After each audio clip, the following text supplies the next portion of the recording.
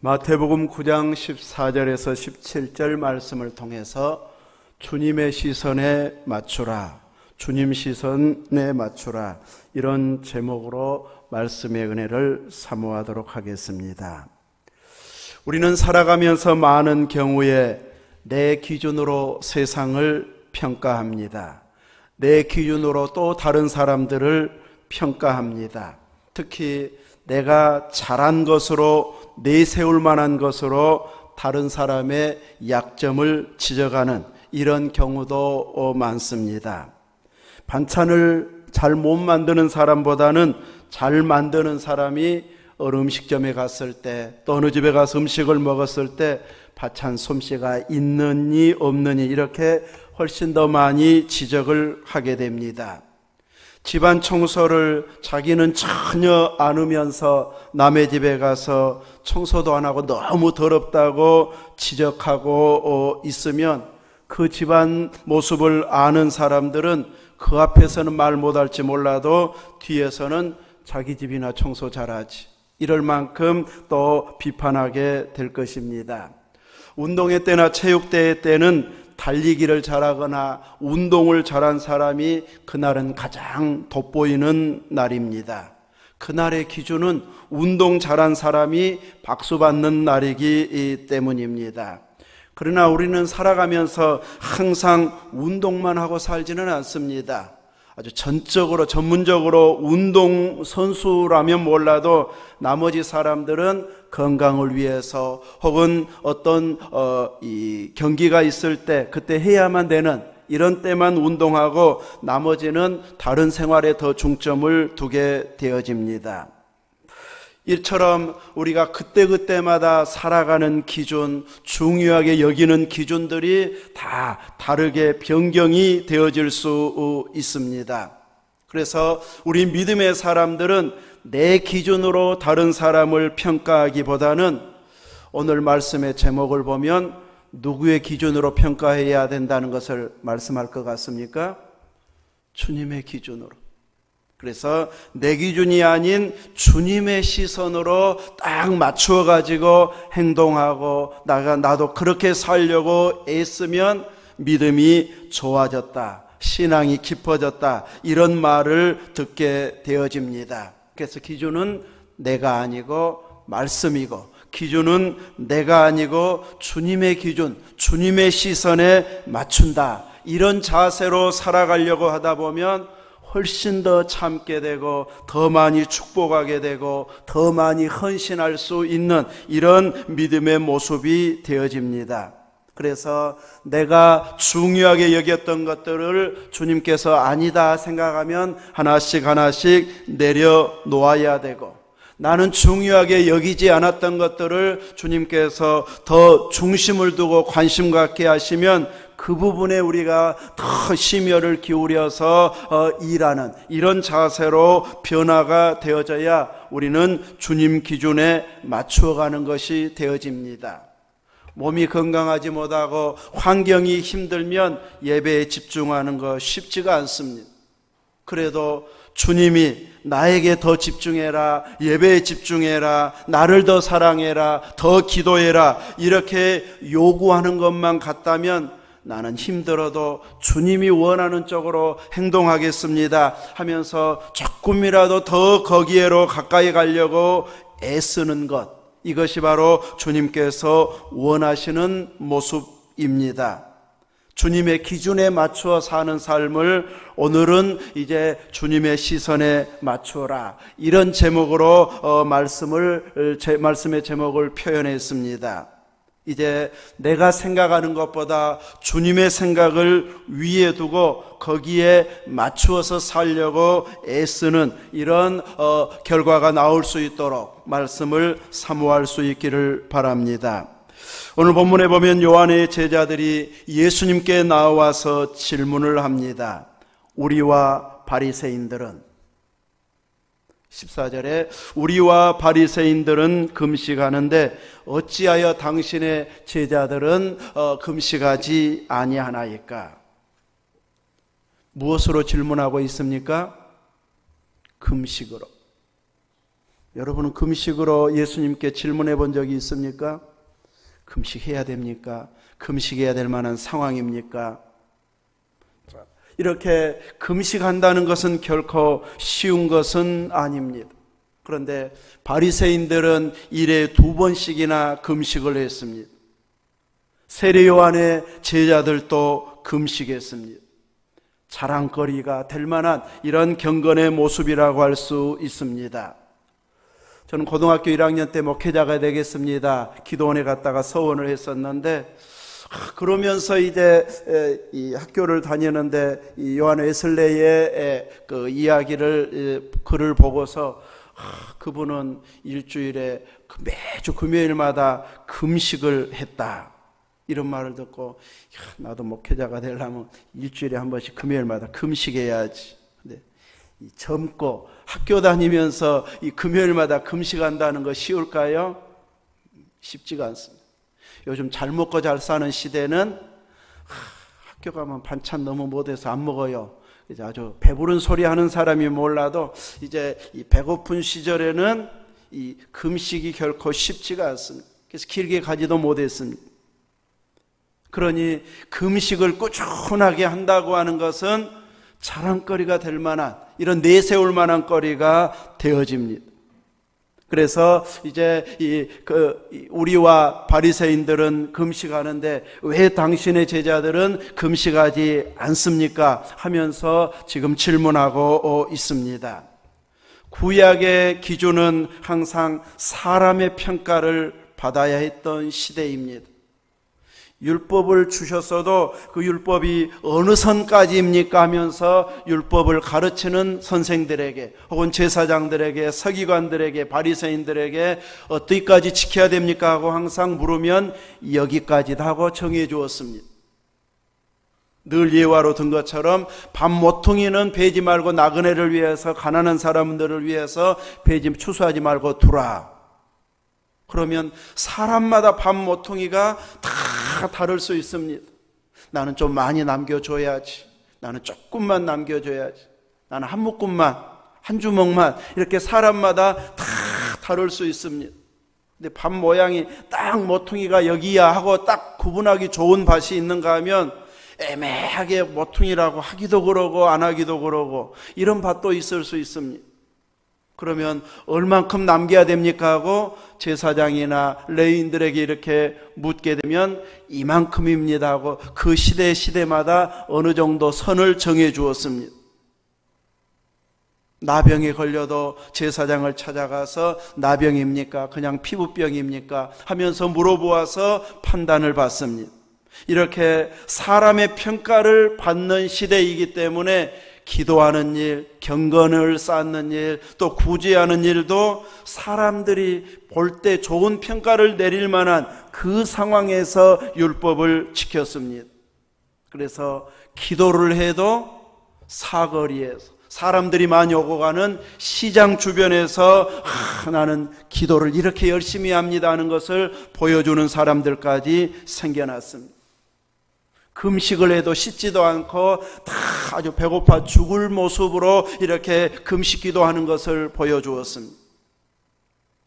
그런데 예수님이 오셔서 새 구원의 시대가 열려졌습니다.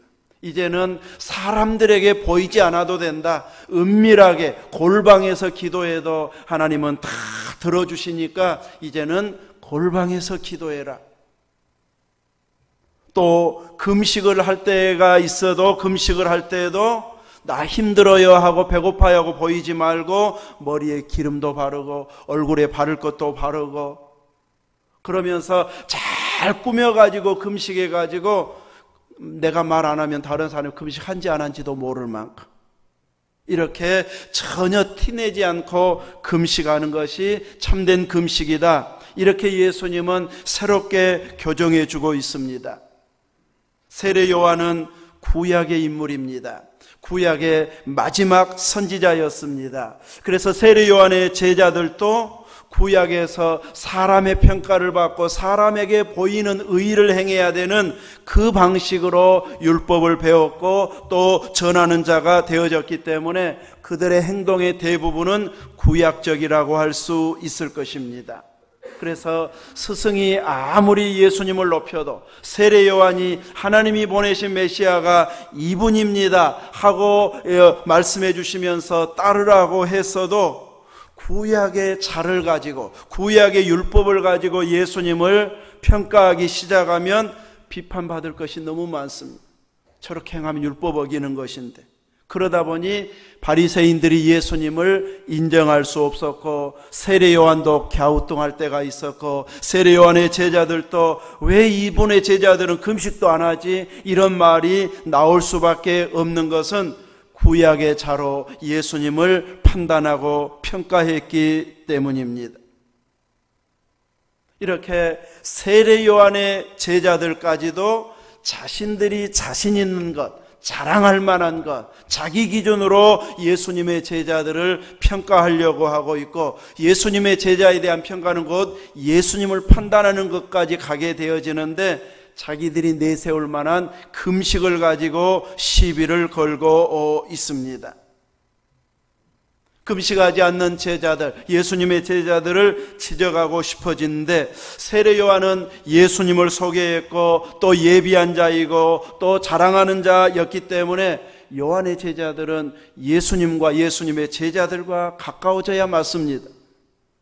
그런데 금식의 모습을 보니까 도저히 가까워질 수가 없고 차라리 금식을 잘하고 있는 바리새인과 우리, 이것은 서로 연결고리가 있는 것 같아서 우리와 바리새인들은 금식하는데 왜 당신의 제자들은 금식하지 않습니까?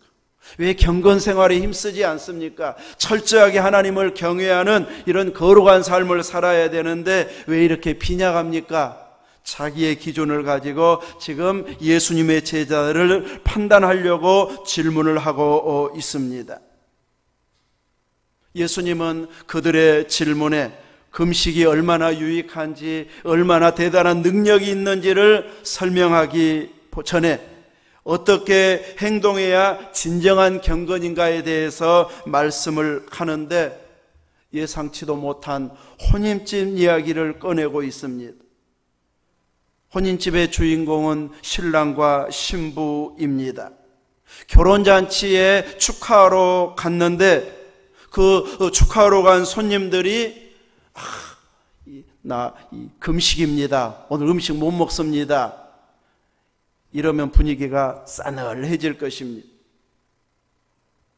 이 금식을 하면 어떤 경건한 모습으로 이렇게 예화를 드려야 되는데 예수님은 갑자기 혼인집 잔치 예화를 들면서 결혼식 잔치집에서 이렇게 신랑과 함께 즐거워해야지 왜 금식하는 것은 올바르지 않다.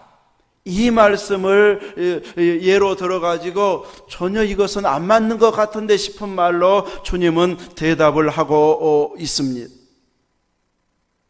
결혼식장에서 슬퍼한다는 것, 결혼식장에서 금식한다고 하는 것은 그 잔치 분위기를 깨는 행동이 되어버립니다. 그래서 잔치집에서는 즐거워해야 되고 축하해야 되고 맛있게 먹어줘야 되고 음식 솜씨 너무 좋다, 맛있는 건 너무 많이 했다, 잘 살겠다 이러면서 축복해 줘야 됩니다. 죄에 대해서 탄식하고 슬퍼하고 하나님의 진노가 감해지기를 소원하는 경건한 자들이 계속 기도했을 것입니다. 백성들의 죄, 내 죄, 이 민족의 죄를 안고 하나님 긍휼히 여겨주시고 하나님의 진노가 더 이상 임하지 않게 해주옵소서 하면서 끊임없이 금식한 경건한 사람들이 계속해서 있었는데 하나님께서는 이 죄의 문제를 해결하기 위해서 아들을 보내셨습니다. 그래서 아들을 통해서 예수 그리스도를 통해서 죄 문제가 해결이 되어지고 구원의 은혜가 임하도록 역사해 주셨습니다. 그 오신 분이 예수님이고 예수님은 신랑으로 이 땅에 오셨습니다. 그래서 예수님께서 오셔서 활동하는 것을 혼인집으로 비유하고 있습니다. 그래서 예수님의 제자들은 예수님과 함께 있는 동안에는 슬퍼하면서 죄 용서해 달라고, 내 죄가 이만큼 큽니다 하고 티끌을 또 머리에 뒤집어 씌우면서 울고 옷을 찢는 회개가 아닌, 혼인집에서 즐거워하는 것처럼 잔치의 즐거움을 맛보아야 제대로 주님을 아는 것, 하나님의 뜻을 헤아리는 것이 되어집니다. 그래서 예수님은 금식하는 세례 요한의 제자들을 향해서 지금은 금식의 때가 아니고 신랑과 함께 즐거워해야 할 때다, 이렇게 말씀을 주고 있는 것이죠. 신랑 대신 예수님과 함께 그 말씀을 받는 감동, 영의 양식을 먹는 기쁨, 또 그 말씀의 권세가 얼마나 강한지 귀신이 쫓겨나가고 병들이 다 치료가 되어지고 문제가 해결되어지는 이런 놀라운 역사들을 보면서 박수하고 환호하고 또 소문내서 사람들이 계속 찾아오게 만드는 그 기쁨의 혼인잔치에 손님들답게 행동하는 것이 제자들의 행동의 모습이었습니다. 금식은 전혀 어울리지 않는, 이렇게 주님의 행하신 일들을 계속해서 증거해야 될 신랑집의 손님이요 제자들인 것을 주님은 설명해 주고 있습니다.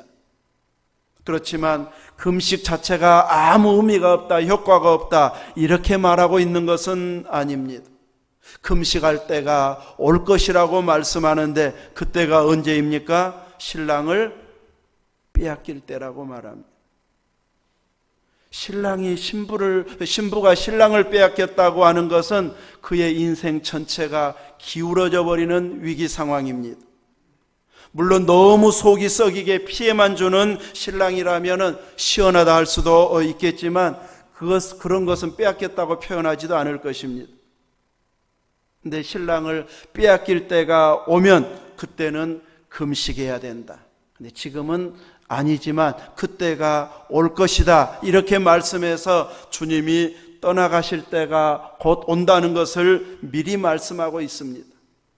신랑 되신 예수님을 빼앗길 날, 십자가에 고난당하신 죽으신 대속의 날이 바로 빼앗길 날이었습니다.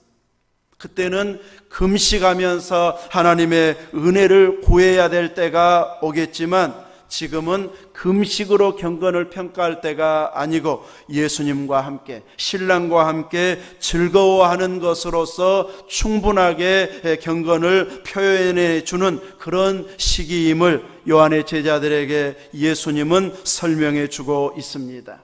그 말은 이제 구약이 끝나고 새 시대가 열려지는, 새 구원의 역사가 시작되었다고 하는 선포입니다. 그 마지막 경계선상에 있는 사람들은 이걸 얼른 이해하기가 쉽지가 않습니다.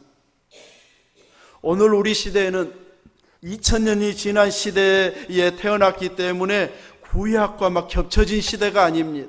그래서 자연스럽게 받아들이고, 아이고 바리새인처럼은 안 되는, 이러면서 바로 분별이 되어지는 시점에서 믿음 생활을 출발하고 있습니다. 그러나 예수님이 오신 그 시대는 겹쳐진 시대이기 때문에 어떤 것이 더 옳은 것인지 고민해야 되고 들어보고 분별해야 되고 성령의 감동으로 이제 구별된 행동을 분별해서 행동해야 될 그런 시기는 참 어려운, 분별하기 어려운 시기인 것은 사실인데, 제대로 예수님을 알아본 자들은 어려운 일이 결단이 아니었습니다. 그러나 예수님을 인정하지 않는 바리새인들, 서기관들, 대제사장들, 이런 사람들은 끝까지 예수님을 거부하면서 구약으로 평가하려고 하고 있습니다. 이렇게 자기의 기준으로 다른 사람의 경건까지 평가하려고 했던 데서 예수님의 기준으로, 예수님을 바라보는 새로운 시각으로 이제 경건의 훈련도 쌓아야 된다는 것을 예수님은 말씀해 주시고 있습니다. 그러면서 이제 이 결론적으로 주신 말씀 16절, 17절에 보면 생배 조각을 낡은 옷에 붙이는 자가 없나니 이는 기운 것이 그 옷을 당기어 헤어짐이 더하게 되며 새 포도주를 낡은 가죽 부대에 넣지 아니하나니 그렇게 하면 부대가 터져 포도주도 쏟아지고 부대도 버리게 됨이라. 새 포도주는 새 부대에 넣어야 둘이 다 보존되느니라. 이 말씀으로 결론을 맺고 있습니다. 새 배와 이 헌 배가 둘 다 보존되는 방법, 새 포도주와 가죽 부대가 보존되는, 둘 다 보존될 수 있는 길로 가야지 그렇지 않으면은 둘 다 버리게 되는 쪽으로 가게 된다는 것을 말해주고 있습니다.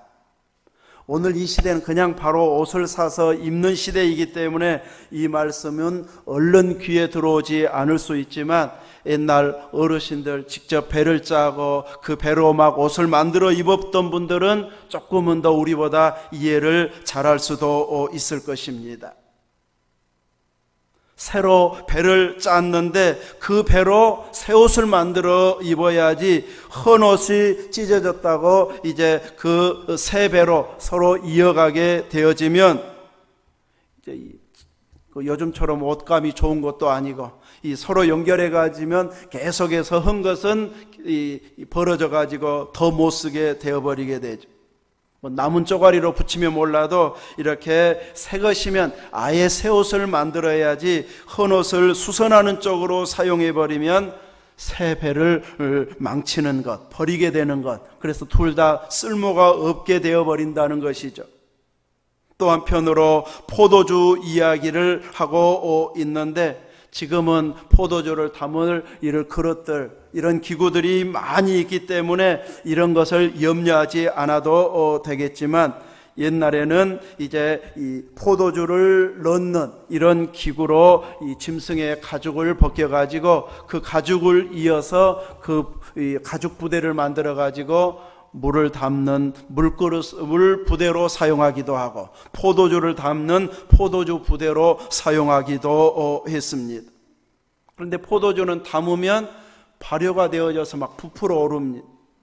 그래서 새 가죽 부대에다가 넣으면 어느 정도 탄력이 있어가지고 발효가 돼도 견디어내지만, 이제 다 이제 말라버린 이런 가죽 부대에다가 새 포도주를 넣게 되어지면은 발효되면서 이제 계속 뛰쳐나와 가지고 부대가 떨어지게 되는, 터져버리는 이런 결과가 오기 때문에 둘 다 보존되려면은 새 포도주는 새 부대에, 다 발효가 된 포도주는 그냥 이전에 만들어 두었던 가죽 부대에 넣어도 상관은 없지만, 새 포도주는 이 새 부대에 넣어야 된다, 이렇게 말씀하고 있습니다. 이 말을 통해서 예수님이 증거하는 복음 전파 사역이 이제 구약과 막 짜집기 해가지고 적당히 맞추는 이런 복음이 되어지면 둘 다 버리게 된다는 것이죠. 새 술은 새 부대에 넣어야 되는 것처럼 이제 구약의 모든 완성이 예수님이고, 예수님께서 다 완성되어졌기 때문에 이제는 예수님의 것으로 새롭게 믿고 받아들여야 된다는 것을 말해주고 있습니다. 주님이 가져오신 구원의 은혜는 유대인을 넘어서서 천하 만민이 구원받는 새 구원의 시대를 주님은 열어주셨습니다. 그러나 유대인들은 우리만 선민인데 하는 고집이 남아있기 때문에 그 틀을 가지고는 예수님을 받아들일 수가 없었습니다.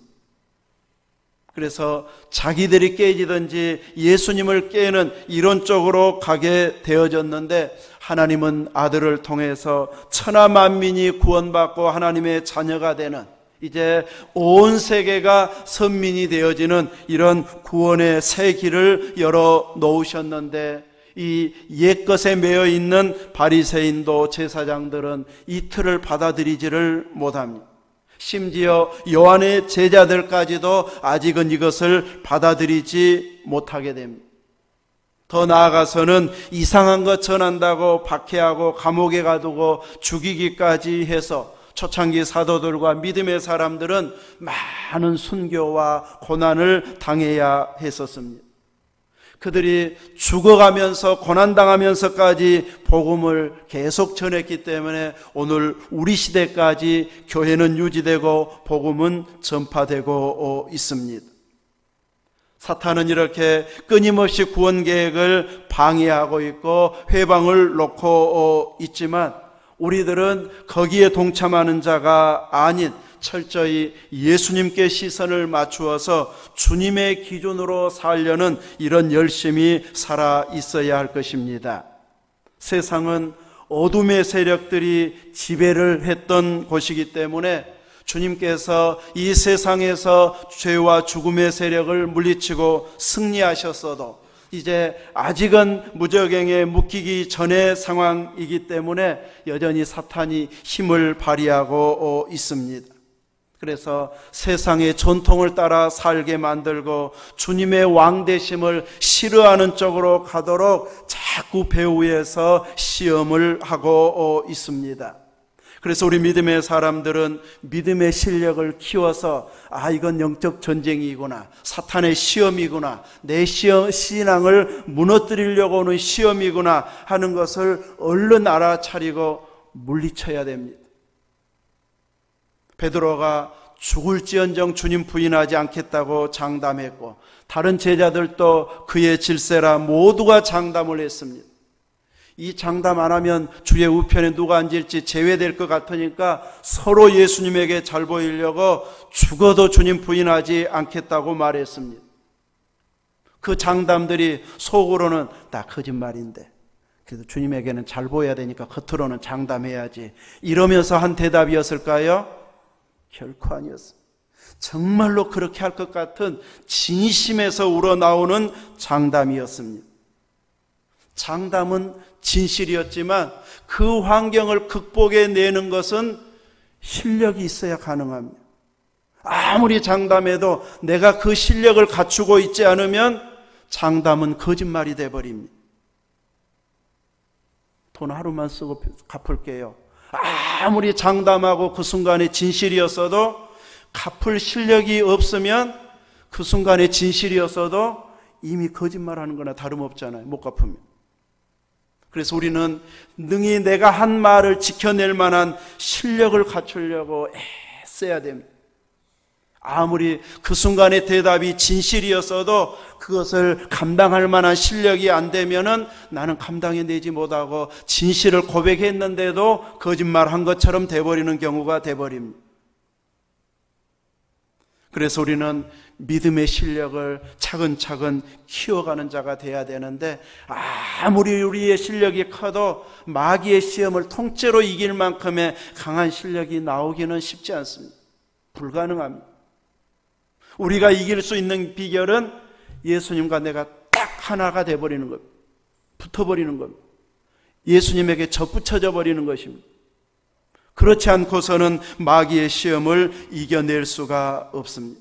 그래서 예수님은 나의 왕입니다. 나의 주인입니다. 이 고백을 우리들은 다 하고 있기 때문에 세례받았고 이 자리에 있습니다. 그러면 여러분의 물질의 주인은 누구일까요? 물질의 주인이 누구예요? 주님.